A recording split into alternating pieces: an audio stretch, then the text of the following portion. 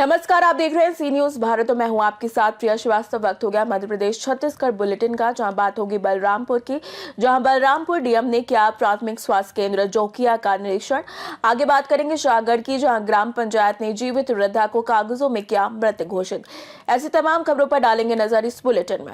बलरामपुर से खबर है, जहां जिलाधिकारी विपिन कुमार ने आज विकासखंड बलरामपुर के प्राथमिक स्वास्थ्य केंद्र जोकिया का औचक निरीक्षण किया। इस दौरान उन्होंने स्वास्थ्य सेवाओं और चिकित्सा व्यवस्थाओं की विस्तृत समीक्षा की। निरीक्षण के दौरान डीएम ने ओपीडी और वार्ड का भ्रमण कर साफ सफाई, मरीजों की संख्या, चिकित्सीय सुविधाएं और उपचार प्रक्रिया का जायजा लिया।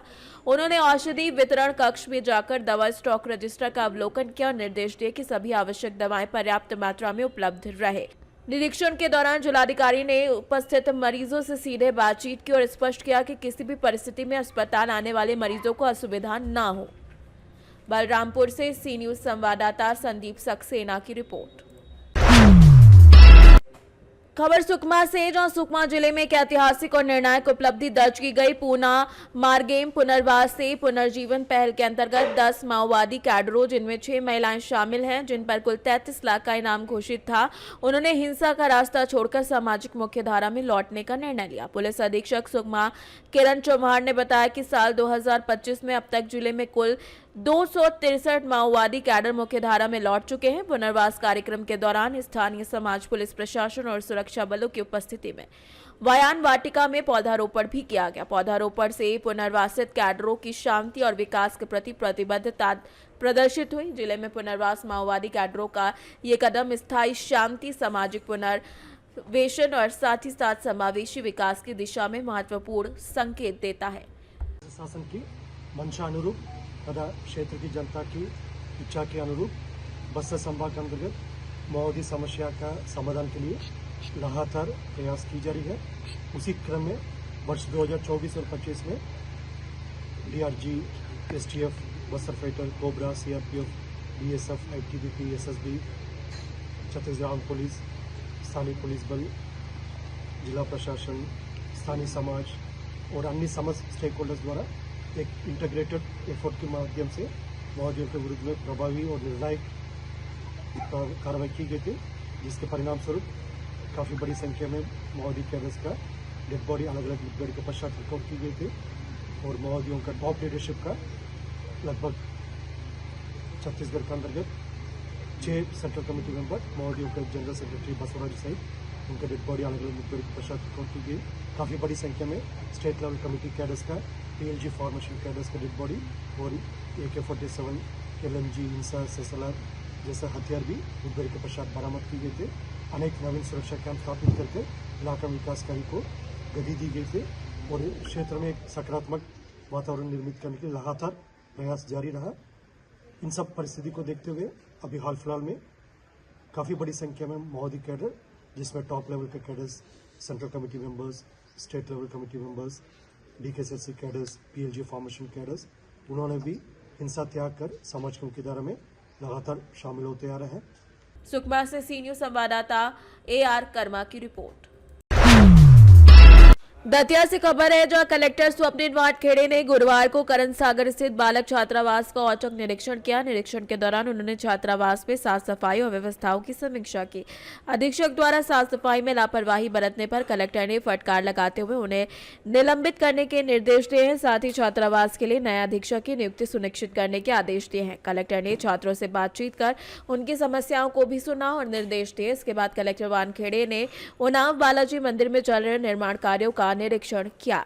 बता दें कि कलेक्टर वानखेड़े ने कहा कि सभी निर्माण और सेवाओं में गुणवत्ता और समय सीमा सुनिश्चित करना प्राथमिकता होगी।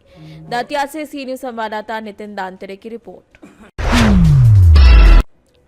इंदौर से खबर है, जहां एक्सिस बैंक के MSME के लिए प्रमुख ज्ञान साझा करने वाली श्रृंखला इन्वॉल्व का 10वां संस्करण आयोजित किया गया, जहां पर इस पहल का उद्देश्य उद्यमियों को व्यवसाय बढ़ाने के लिए आवश्यक ज्ञान, नेटवर्क और विकास उपकरण प्रदान करना है। कार्यक्रम में 120 से ज्यादा MSME प्रमोटर्स और संस्थापक शामिल हुए। इस सत्र में MSME $10 ट्रिलियन वाली भारतीय अर्थव्यवस्था की ताकत विषय के अंतर्गत भारत के MSME परिदृश्य में उभरते अवसरों और चुनौतियों पर चर्चा की गई। बता दें कि एक्सिस बैंक के विजय शेट्टी, प्रेसिडेंट और हेड कमर्शियल बैंकिंग ग्रुप, और प्रशांत TS, प्रेसिडेंट एवं हेड में कॉरपोरेट एवं मीडियम एंटरप्राइजेस ग्रुप ने एमएसएमई इकोसिस्टम और बैंक के फोकस पर विस्तृत प्रस्तुति दी। इसके बाद पैनल चर्चा में आनंद बंगू, श्री गौरव आनंद ने क्षेत्र में उभरते अवसरों और विकास रुझानों पर अपने सुझाव साझा किए। फ्रॉम जो और टैली आप करेंट अकाउंट ले लो, automatically you can integrate without cost. Same thing if it is somebody is having a restaurant, इसका billing model, we have a technology fintech company along with the current account, we give end-to-end service for a billing model also. So multiple things like that will help for them ease of doing business.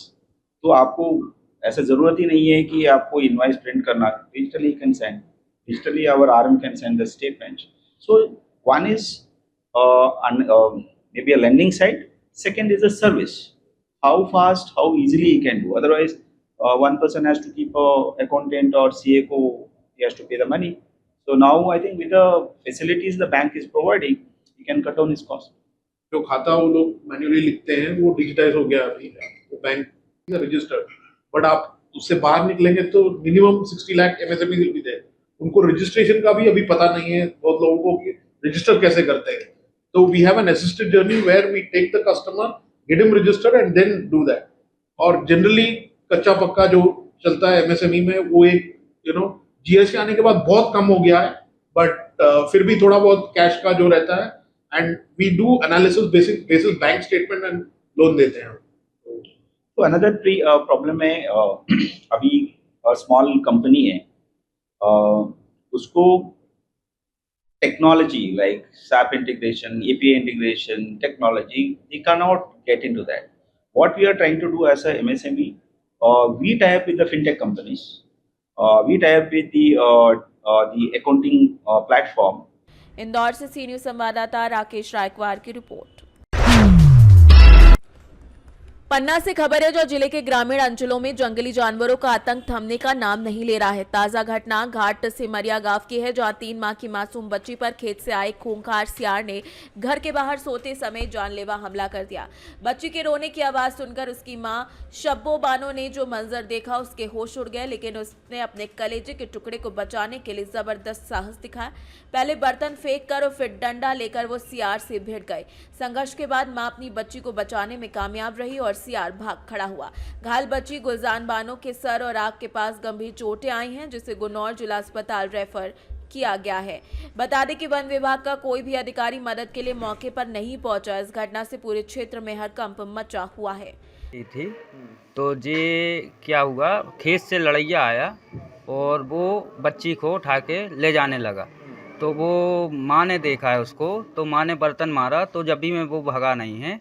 उसके बाद माँ ने फिर उसको डंडा दिखाया और फिर गांव वालों ने देखा कि क्यों चिल्ला रही है जी, तो गांव वाले आए तो फिर वो भागा वहाँ से छोड़ के। हाँ, बहुत बचाने के लिए बहुत संघर्ष किया और कोई भी वहाँ पे कोई आया नहीं है, ना जानकारी अभी तक मिली, ना फॉरेस्ट वाले कोई आया भी नहीं है अभी देखने को कि क्या हुआ बच्ची को, कुछ भी नहीं। फिर कहाँ ले गए आप लोग? फिर गुनौर आए हैं हम लेके, गुनौर से फिर पन्ना के लिए रेफर किया है। चोटें कहाँ हैं? चोट सर पर है और आँख पर है उसके। तो अभी लड़ाइया जो है वो कहाँ चला गया? वो खेत तरफी चला गया था। अभी भी दहशत में हैं आप लोग? हाँ। किस चीज़ का डर लगता है? कि रात बिरात बच्चे रहते हैं, आ भी ना जाए, कि रात बरात फिर बच्चों को बोल दे हैं। क्या चाहते वन विभाग से? क्या चाहते? सुरक्षा चाहते अपनी लोग, कि उसको पकड़े उसको जंगल में छोड़ें। क्या नाम है आपका? बासित खान। कहाँ के रहने वाले? यहीं पन्नई के हैं हम। और ये कहाँ की हैं? जे हमारी सारी हैं, जे गुनौर से घाट सिमरिया बोलते वहाँ की हैं। मैं खाना बनाते सब पकड़ के उसको हला दिया। किसने? पता नहीं कौन रहा, सफेद सफेद लड़ाइया था। हाँ। तो क्या घसीट के ले गया? नहीं, घसीट के नहीं ले गए थे, हला दिया। पकड़ लिया? हाँ। ले जा रहा था? ले नहीं जा रहा था, हला दिया। मैंने बर्तन मार दिया उस बैठे बैठे, फिर मैंने बच्चे को पकड़ा। तो क्या कहाँ गया वो? पता नहीं अब कहाँ गया, खेत में होएगा। खेत की तरफ चला गया। तो क्या बच्चा कहाँ सो रहा था? वहीं जमीन पे उतारी, बाहर सो रहा था। दो क्या कर रही थी? खाना बनाती थी बाहर। खाना बना रहे थे। फिर जब देखा तो बर्तन फेंक के मारा? बर्तन फेंक के मारा। आप पर भी हमला किया क्या? नहीं, बच्चे कहाँ चोट लगी बच्चे की? 2 जगह, कहाँ? सर पे और आँख में थोड़ी। फिर कहाँ लेकर गई थी? कहूँ नहीं, गुनौन लेके आई। फिर यहाँ पहुँचा दो। पन्ना से सी न्यूज संवाददाता रफी की रिपोर्ट। खबर सागर से, जहां तहसील सागर में ग्राम पंचायत नेगुआ से एक चौंकाने वाली घटना सामने आई, जहां एक जीवित वृद्ध महिला को कागजों में मृत घोषित कर दिया गया। जानकारी के मुताबिक वृद्धा महिला अपना गुजारा राशन कार्ड और वृद्धा पेंशन पर मिलने वाले संसाधनों से कर रही थी, लेकिन इस गलत प्रविष्टि के कारण उसे यह सहारा भी छिन गया, जहां नाम को सही सरकारी दस्तावेजों से हटा दिया गया, जिसके बाद उसके पास कोई मदद उपलब्ध नहीं हो रही और वो अपने खाने पीने के साधनों के लिए भी संघर्ष कर रही है। इस मामले को लेकर ये सवाल उठता है कि ये गलती अनजाने में हुई या जानबूझकर की गई है।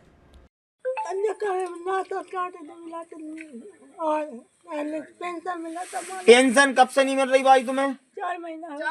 अच्छा, और राशन कब से नहीं मिल रहा है? 4 महीना राशन को होगा। अच्छा, बोलते क्या है जब आप राशन लेने जाते हैं तो वहाँ क्या बताया जाता है आपको? नहीं कहते क्या बात ही नहीं भाई, फलाना नहीं भरा देखा, पैसा लाके फलाना। अच्छा, जो अभी आपके लड़के से फोन पे बात हुई नाती से, तो उन्होंने बताया कि राशन वितरण करने वाले आपको मृत बताते हैं, ये बात सही है क्या? हाँ, सही बता रहा है। अच्छा।